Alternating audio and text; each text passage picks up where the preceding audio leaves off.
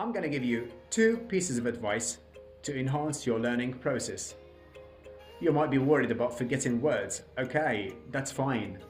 Whenever you learn new words, review them. Don't memorize. Keep reviewing. Keep using these new words in sentences.